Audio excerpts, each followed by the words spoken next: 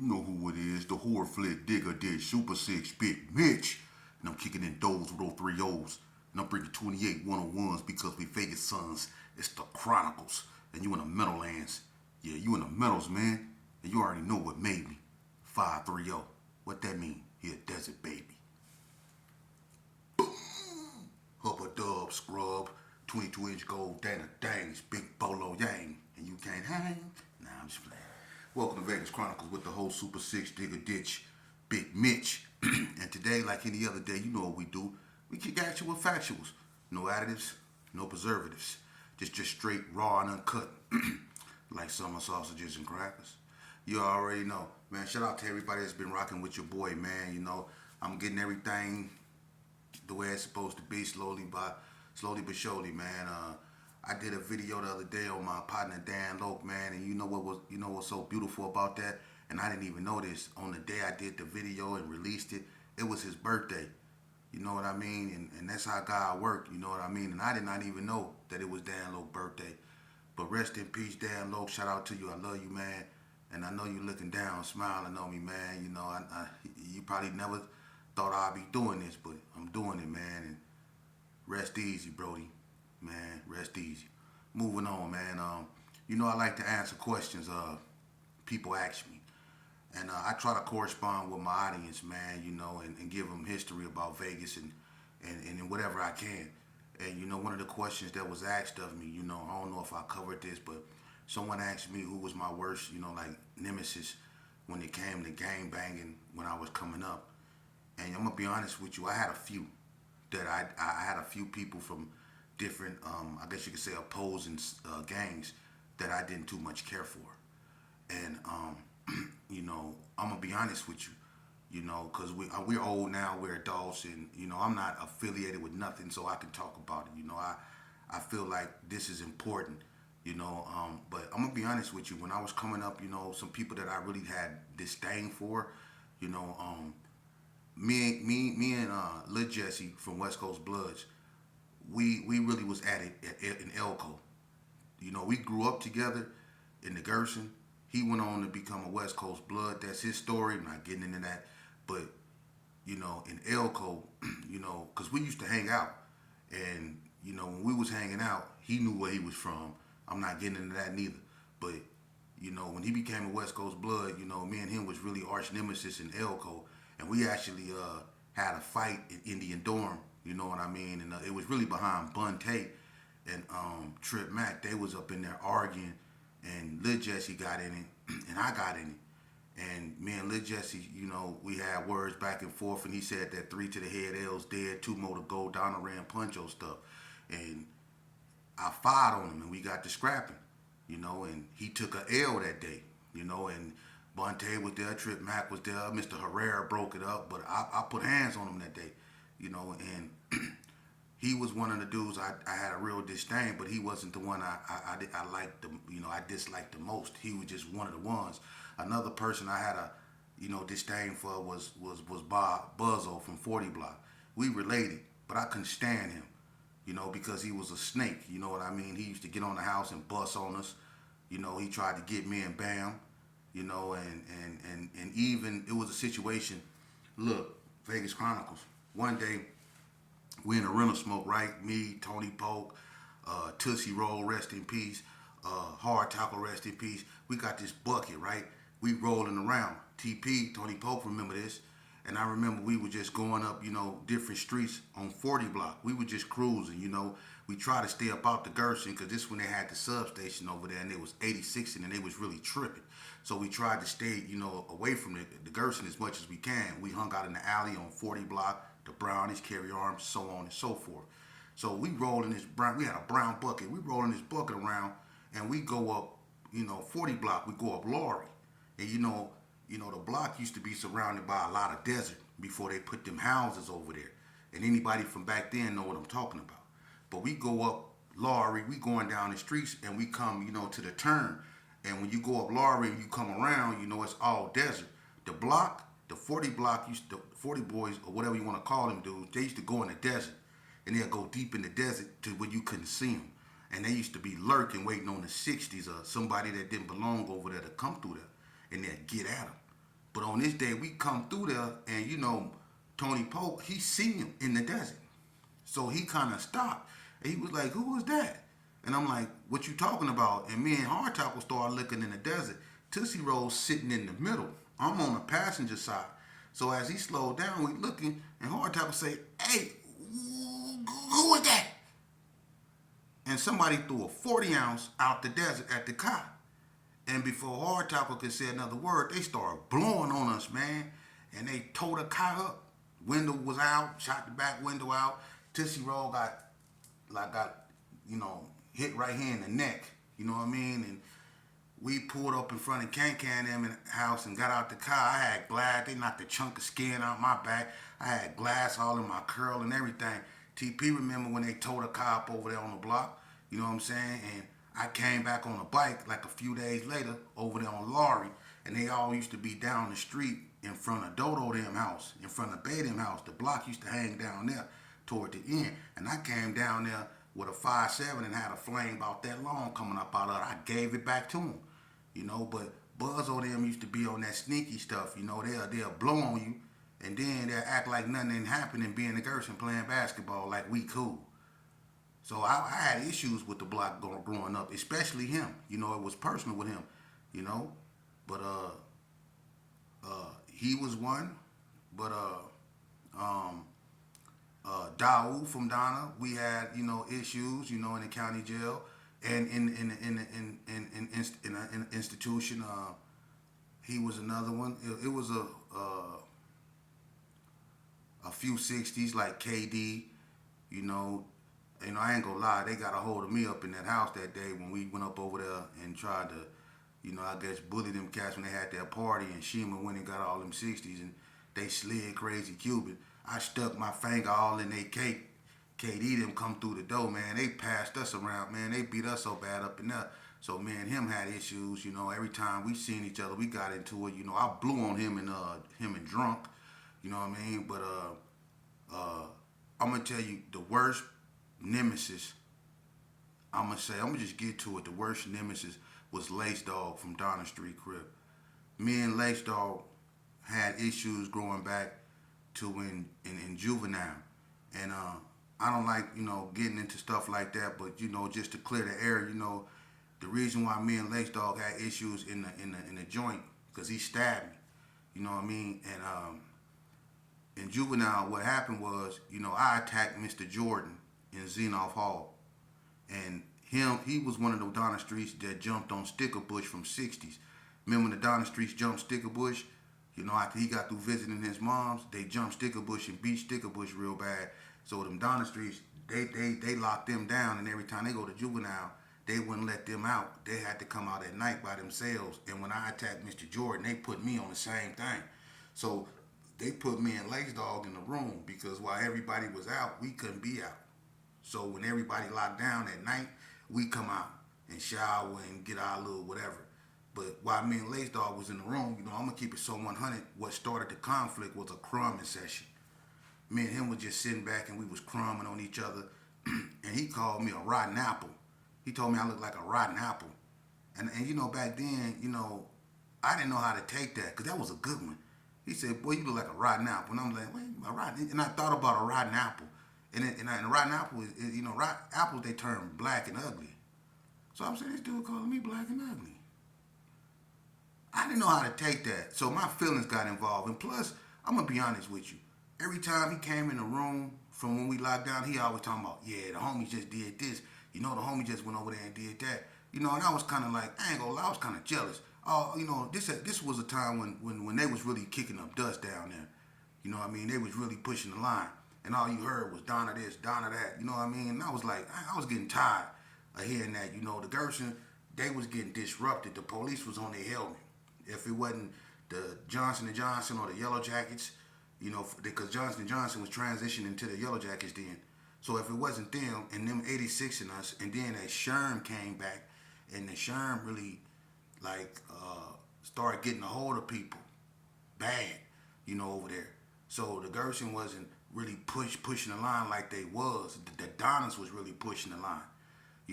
So you heard Donna this and Donna that, and me and him was cellies, and I just got tired of hearing that. So when he called me a rotten apple, we really got into it, and I disrespected his neighborhood, and he called me a Kmart, Kix, all that, you know what I mean? So we started dissing each other hood like we did on the street, but it goes from that to we calling each other the bitch word. Now we in each other's face, and won't now one of us back down. And Lace Dog was just short, he was kind of pudgy. He looked like he could be like Indian and black or something. Always had a long Jerry curl, beak like nose, you know what I'm saying? His bottom teeth was kind of like crooked back then. And we were like, we were face to face. Next thing you know, pushing got to happening, and I stole on him. And we got to fighting. Me and Lace Dog had about 4 or 5 fights. We just got to fighting. We rest. We fought. We rest. We fought. We fought about 4 times in the room. Until Danny Parler came to the door. He came to the door and was watching. And when he seen, I know how to wrestle. There's no secrets. When he seen that I was slamming him and stuff like that, he got mad and when he got the staff. Yeah, Danny, you listen, if you look up the word Busterville, you gonna see a picture of that cat. For real. That dude's I'm gonna leave that alone. God bless you, brother. But anyway, he when he got the popos and the staff, and they came and they separated me and Lace Dog. And from that moment on, you know what I'm saying, me and Lace Dog was arch enemies, even though at that time the Gersons and the Donna Streets was cool. But me and him, we was on bad terms. You know what I mean? So as time went on, every time me and him ran into each other, it was always, we was mugging each other. If we went on Donna and he was over there, we would look at each other and we would hiss, you know what I mean? And I used to be with Bread, and they respected Bread. So it was nothing never that went down. But me and him always used to look at each other and be like, yeah, let me catch you slipping. I used to be like, yeah, let me catch you slipping. And when they used to come to the Gerson or the little Carry Arms, I really used to show out. You know what I mean? I really used to show out. You know what I mean? So we used to get into it a lot. But it came to a head in the penitentiary. And it was behind that football game, and to make a long story short, we jumped Daoud from Donna. They locked the yard down, because I'm doing this because I already told this story before. They locked the yard down. I go to the unit with about 5 homeboys, and I'm gonna be honest with you. When my homeboys seen all those Crips in front of unit, was that 6? When they seen it was about 30 Crips, and they was waiting on me. And I told them dudes, when they got Bomber and KC, Daoud and all them, I say, watch my back. I was still healing from being stabbed in the eye. I just got stabbed in the eye the year prior before that up in NNCC. I'm still healing. So I tell these cats, watch my back. We get up there to the unit. They let all the school building out and everybody. We locking down. So it's so many people moving at once. So somehow my homeboys get mixed up in all the people that's going to the unit, and I ended up by myself. To make a long story short, I had to either turn around and go back the other way, or I had to walk through them Crips. And I wasn't turning back and walking the other way. That wasn't even an option. And action, I walked through there, and I was turning my back, making sure I didn't get bombed home. And a matter of fact, when I went up there, I was with Rilla G. Somehow he disappeared. I don't know where he went. I guess he know magic tricks. I don't know, but he wasn't there. No disrespect, I'm just telling the truth. We went up there together, but somehow he did something Houdini couldn't even do. He was out of there. But my thing is, when I go in a unit, when I'm walking to get my dough, they clicking the doors, they locking everything down, clacking the gates. I'm going to my door. I hear somebody running behind me. I'm thinking it's somebody trying to catch their dough, because some people run to their dough when they click them. So, but my Olympic system going off. Something telling me, man, turn around, right? And as I'm turning around to see who running, it was Lace Dog. He was running up behind me. And as I turned around, he stabbed me in the head. But when he stuck me, he kept running. And when he what he did is he ran into Dada room, GQ Dada, and he said, I got him. And I grabbed my head, and I was like, he got me behind the ear. I was like, and I was leaking real bad. I was like, oh, he got me.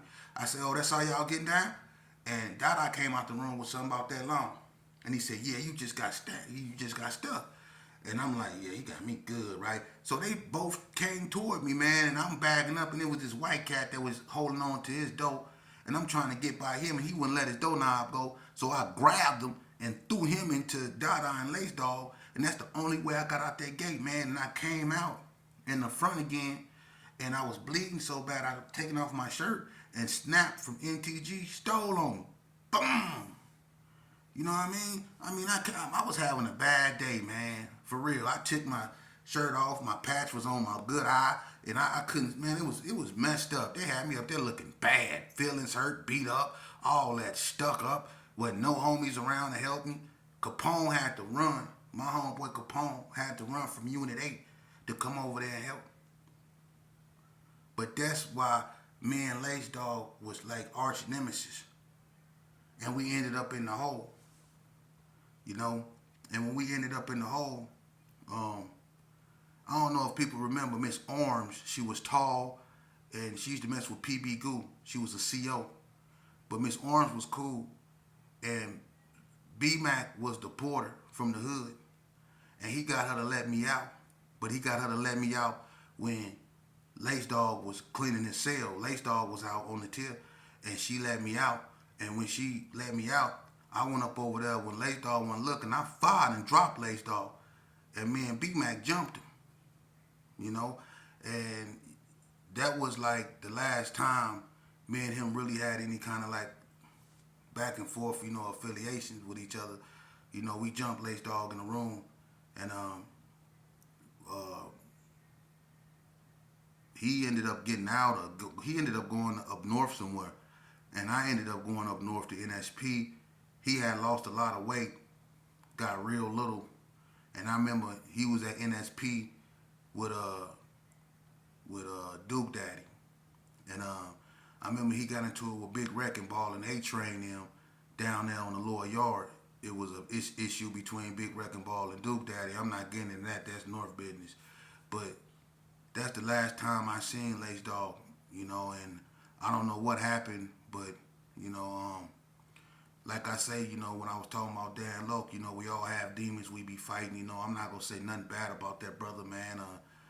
You know, we all had, you know, demons we was fighting growing up, man. And even though me and him didn't get along, you know, at one point in time we was cool, and I'd rather focus on that. You know what I mean? But you know, Lace Dog was a good dude, man. But unfortunately, you know, I don't know what took place, and I'm not getting into that. But he was, you know, he was unalived over there. I don't know. I don't know if it was in Sierra Vista, somewhere by Sierra Vista, somewhere up over there, man. But he was unalive, man. They said he tried to rob somebody or something. I don't believe that. Don't know nothing about that. But he not here no more. But that was one of my arch nemesis. You know that. We know when I was coming up, man. And Lace Dog was with the business when it came to what he stood on, you know. And unfortunately, you know, just like far too many of us, you know, we succumb to our vices, you know. This game don't love no one, you know, and I challenge anyone that's out there that's been through this, man. Stand up, speak up. These youngsters need to hear this, man, because I'm gonna tell you something, man. We at a time now, if we don't start taking our rightful place as true leaders, you know, for positivity in our communities, we're not gonna have a community no more, man. Y'all see what's going on. You know, a lot of our youngsters, man, you know, they misguided. They think that, you know, the way you become a man is by showing how tough you are. It's by winning fights. You know, it's by getting your name out there in the streets.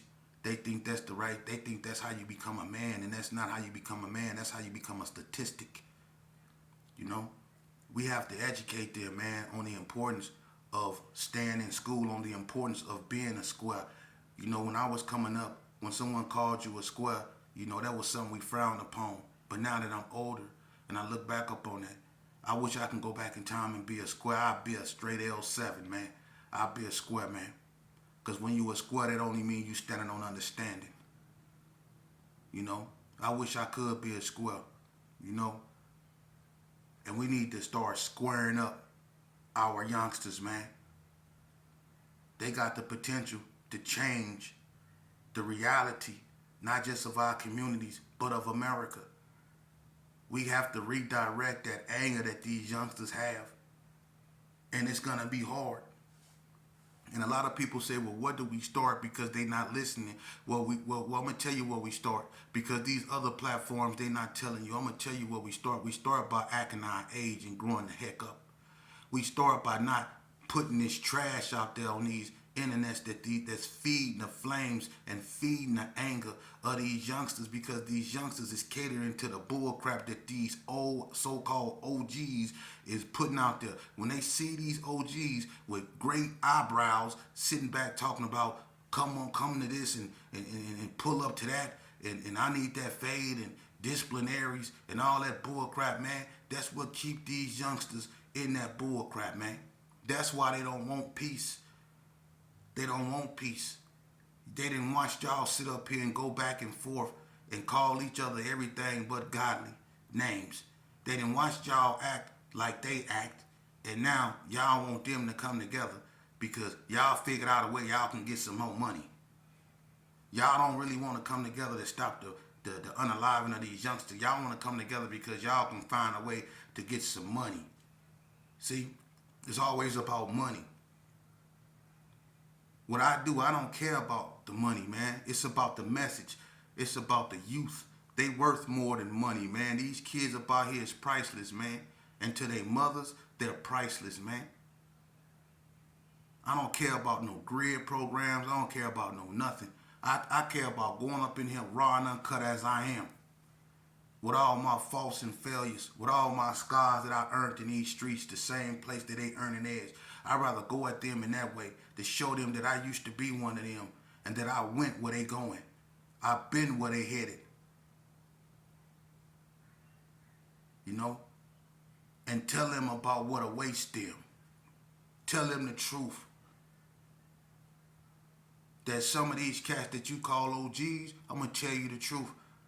When I went to the penitentiary, one of the first things I witnessed when I went to the penitentiary, youngster, I witnessed that the people that I thought was real hard, that I looked up as legendary figures when I was growing up where I come from, I thought these dudes were superheroes. I went to the penitentiary and I found out that these dudes like men. They like laying up with men. I found out that they like working with the administration. Yeah, not all of them, but a whole bunch of them. I found out that I was living a lie, but by that time, I had too much time to do. When I really found out that I was bamboozled, I had too much time to do, man. The damage was done. When you really find, and there's so many cats up there that found out the hard way that they homies is not their homies. They not getting no letters from them. And then some of their own homies then told on them. And they homies on the street messing with the homie that told on them, that got them up there. So you know how they feel. But it's too late now. They can't take what they done back. Look, man. God, if you blessed, you still have two homies if you blessed. And you know who them two homies is? Your mother and your father. If they're in your life, honor them. Honor them. My mama did her best to try to raise me. My mama taught me right from wrong. I chose to do wrong. I'm not going to put nothing on my mama. It was nothing. Listen, I didn't do nothing but stress my mama out. My mama did the best she could with what she had to work with. But because of who my father was, and I'm not blaming it on him, because at the end of the day, the choices that I made was mine. I'm responsible for my choices, not my father and not my mother. Me. I knew right from wrong. I chose to do wrong. But even though my father had a profound influence on the way I grew up, I still take sole responsibility for everything I done. Because I lost a lot of friends, and I know a lot of people that I used to have, I used to call my enemies. They lost a lot of friends. There's nothing good ever came out of what we doing and what we've done. We've tore our communities apart to the point to where they had to tear them down because of the destruction. It's so many neighborhoods. If you ride through them, it's just so quiet because all the vitality, all the everything is just gone. It's ruined. It's ruined. So much heartbreak. It's amazing how when people hear about Vegas, they think about Circus and the MGM and the Mirage and Mike Tyson and Mayweather and stuff like that, and don't realize that it's tragedy over there off Martin Luther King and Cary, Donna, Civic Center, Ellis, White Street, Marble Manor, Madison Terrace, Berkeley Square, Valley View, Vegas Heights, 40 Block, Gary Arms, Crib City, Delmonico, Sherman Gardens, the Jets. It's Bonanza Village, Sydney Sue, the Brownies. It's tragedy everywhere. Winslow Park, you name it. It's a whole bunch of souls gone, man. So where do we start? Where do we start? Well, we start by accepting the fact that we are our own worst enemies. We start by accepting responsibilities for the things we did, and once we can come to terms with that, then we got a playing field that we can have a foundation. See, first you have to forgive yourself before you go out asking for forgiveness and trying to right your wrongs. But when you've learned to forgive yourself, that's the foundation. That's the most important thing. Forgiving yourself. And then you work toward others forgiving you. You see? And the way I want people to forgive me is by giving back to what I took from. It's to save lives. I used to be out there in them streets trying to take lives.